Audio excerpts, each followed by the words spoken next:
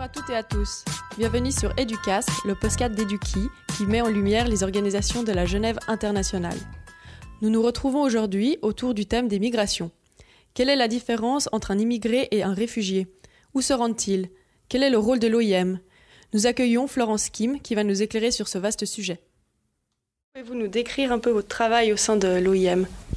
Alors, je suis déjà la chef de la communication du réseau des Nations Unies sur les migrations. Donc moi, mon objectif, c'est un petit peu de faire en sorte finalement que toutes les agences des Nations Unies qui travaillent sur la thématique migratoire puissent parler d'une seule voix sur des sujets qui sont clés, comme par exemple le changement climatique et la migration, comme les retours forcés, comme l'exploitation ou les questions de traite, par exemple. Voilà. Donc c'est vraiment essayer de faire en sorte qu'on parle tous d'une voix et que toute cette expertise-là soit mise au profit d'une cause et qu'on cible un petit peu plus notre plaidoyer. Et puis un deuxième point aussi, c'est de faire en sorte de faire connaître et de faire comprendre aussi les enjeux du pacte mondial sur les migrations auprès des États membres. Donc ça, ce sont mes deux fonctions principales. Est-ce que vous pouvez nous raconter un fait marquant dans l'histoire de l'OIM qui vous a marqué ou touché vous plus particulièrement? Dans l'histoire de l'organisation, ouais. Vous savez que l'OIM, elle a été créée. L'OIM est le coordonnateur du réseau des Nations Unies sur les migrations.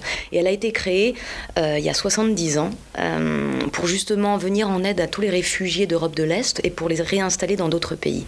Et en fait, dans les années 70, il y a une petite Vietnamienne qui a fui son pays avec sa famille par bateau et qui a été assistée par l'OIM. Et 40 ans plus tard, c'est elle qui a parrainé, sponsorisé une famille de réfugiés syriens au Canada. Et on a pris contact avec elle, je l'ai interviewée, et elle a partagé son histoire. Elle nous a donné des informations assez précises sur son arrivée en bateau. Je crois que c'était en Malaisie ou en Indonésie à l'époque, c'est ce qu'on appelait les boat people. Et puis, et elle a donné son numéro de bateau. Et puis, on a demandé dans une mission en Asie s'il y avait encore les employés qui s'étaient occupés de ce bateau. Et on a retrouvé la personne et on les a mis en contact et on a assisté à cette rencontre des années plus tard et c'était assez émouvant.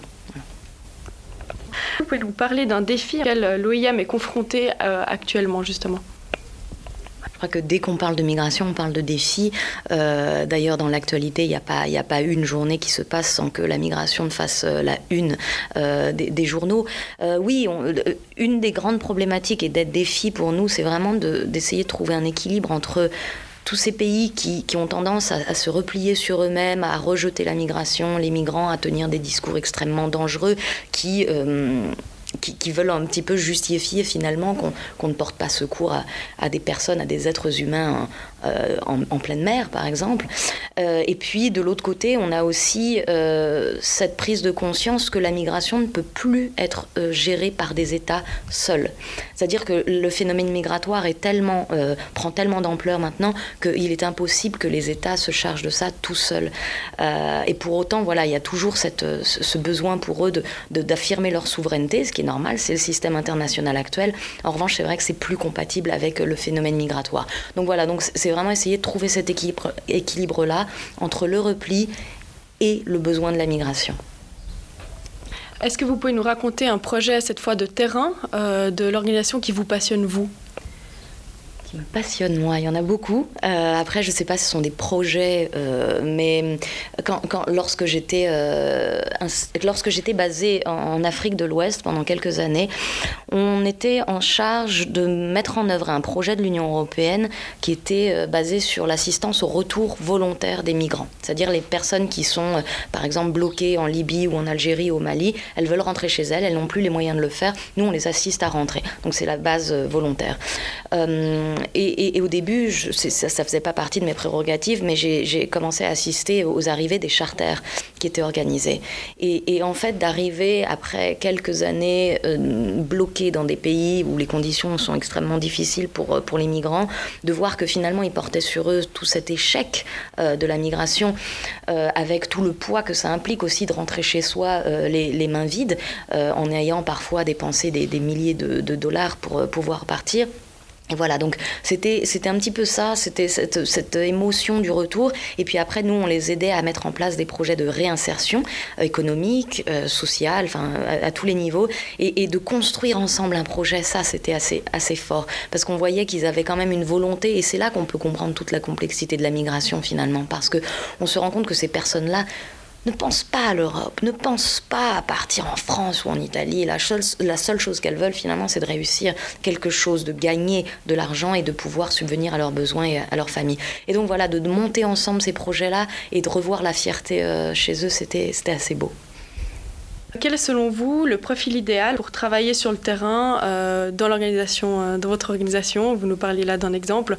Quels est pour vous justement les atouts et les qualités nécessaires? Alors, on me pose souvent cette question, mais il n'y a pas de profil type, je suis désolée. Il y a justement tous les profils. Et c'est peut-être ce qui fait toute la beauté aussi de l'humanitaire. Et ça va bien sûr dépendre de là où on va être basé, si on est en situation d'urgence ou pas.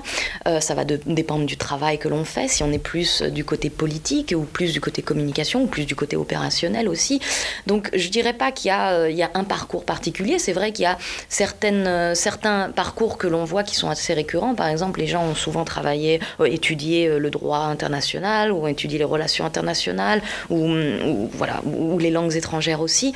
Maintenant, ce que je retrouve, ce sont des qualités qui sont assez communes.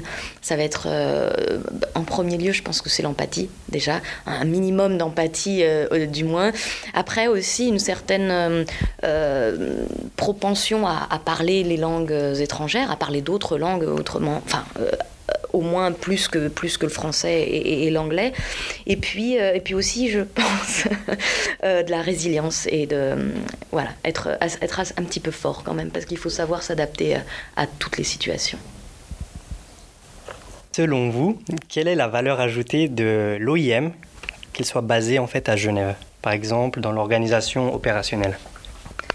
Alors, aussi bien le réseau des Nations Unies sur les migrations que l'OIM, nous sommes basés à Genève. Alors il y a plusieurs raisons à ça, mais c'est vrai qu'on a une spécificité par rapport aux autres agences que vous avez pu rencontrer aussi, c'est que la majorité des employés sont situés sur le terrain. Parce que pour nous, l'opérationnel est primordial. Donc on essaye d'avoir le moins d'employés possible dans le siège à Genève. Maintenant, c'est vrai qu'il y a un intérêt majeur, surtout à mon niveau dans le réseau des Nations Unies, qui est extrêmement politique comme entité. On doit rencontrer les ambassadeurs, on doit rencontrer les représentations permanentes, aussi bien à Genève qu'à New York. Et donc pour nous, c'est fondamental qu'on soit basé ici. Après, je ne vous cache pas que dans le cadre de le Covid n'a pas aidé non plus. Et c'est vrai que la valeur ajoutée était un petit peu moins évidente d'être basé ici. Parce qu'on ne pouvait pas organiser de meeting et on aurait pu être n'importe où dans le monde. On aurait pu parler quand même aux ambassadeurs. Mais voilà, en gros, ça nous permet en période normale de les rencontrer, de pouvoir créer du lien finalement. Et c'est peut-être justement toute la base de la diplomatie. Donc on fait beaucoup de diplomatie de couloir et pour ça, il faut qu'on soit basé dans la même ville. Pouvez-vous nous dire en 30 secondes en quoi l'OIM est essentiel pour un monde meilleur ? Alors, je ne sais pas si c'est pour un monde meilleur, mais en tout cas, c'est un monde peut-être un peu plus juste où les droits de l'homme seraient respectés sans égard au statut migratoire de la personne ou à la nationalité ou à la couleur de peau. Donc ça, c'est un petit peu quand même en toile de fond de notre mandat. Maintenant, en quoi on est meilleur ? Et 30 secondes, je vais les dépasser. C'est important. Il y a plus en plus de migrants, il y a plus de 280 millions de migrants dans le monde.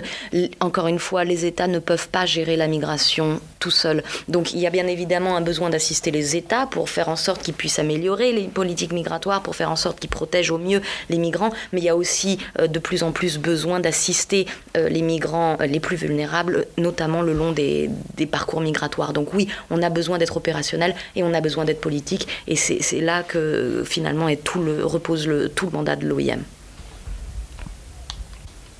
Et alors là, c'est une question d'une élève qui s'appelle Clara, qui a 17 ans et qui demande qui pose la question: durant le parcours migratoire, de nombreuses personnes sont rendues vulnérables et parfois exploitées. Alors dans le contexte actuel, comment peut-on lutter contre la traite des personnes ? Alors, la migration en elle-même, et ça je tiens à le préciser, la migration en elle-même ne favorise pas la traite des personnes. Donc ça c'est important de le dire. La traite des personnes peut arriver n'importe où dans le monde. Tous les pays du monde sont concernés, aussi bien au nord qu'au sud. Maintenant, ce qui est vrai en revanche, c'est que la moitié des cas qui sont reportés de victimes de traite sont des migrants. Et des migrants souvent irréguliers. Pourquoi ? Parce que bien évidemment, la précarité ou la vulnérabilité dans laquelle quelqu'un tombe parce qu'il n'a pas de statut légal dans un pays, bien évidemment, ça favorise les personnes sans scrupules et elles les prennent à des fins d'exploitation, que ce soit aussi bien sexuel que de travail forcé, par exemple. Donc voilà.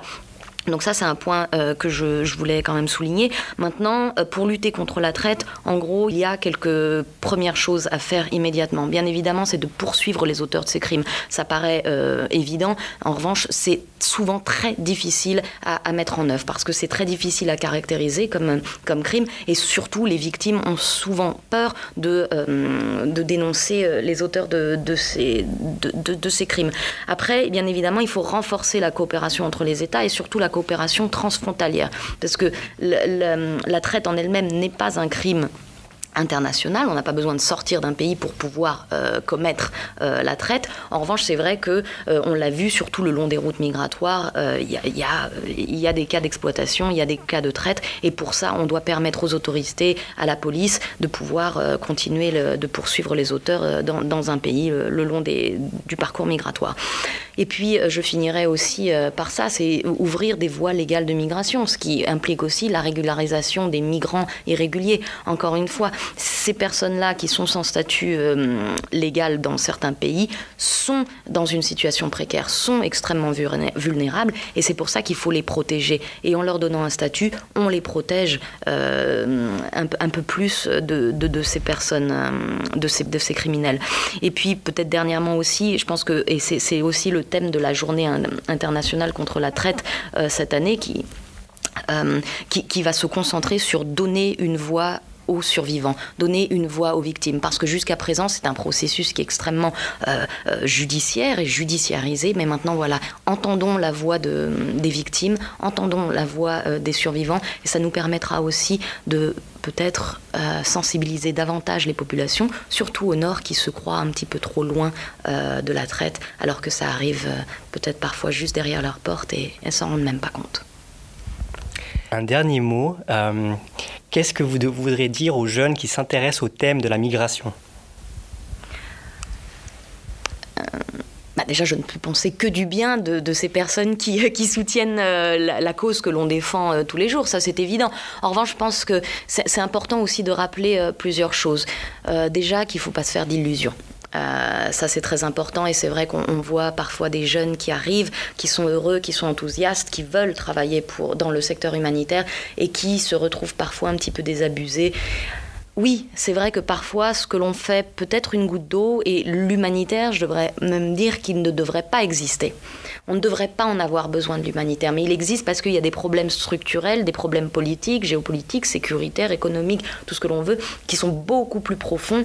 Et finalement, tant qu'on n'aura pas réglé ça à la racine, l'humanitaire sera quand même un pansement très utile, certes, mais ça restera un pansement parfois sur ce que l'on peut appeler une jambe de bois. Donc ça c'est vraiment important qu'il n'y ait pas de désillusion. Donc ça serait un petit peu le message que j'aurais à transmettre. Alors, merci Madame Kim pour nous avoir reçus au sein de l'OIM.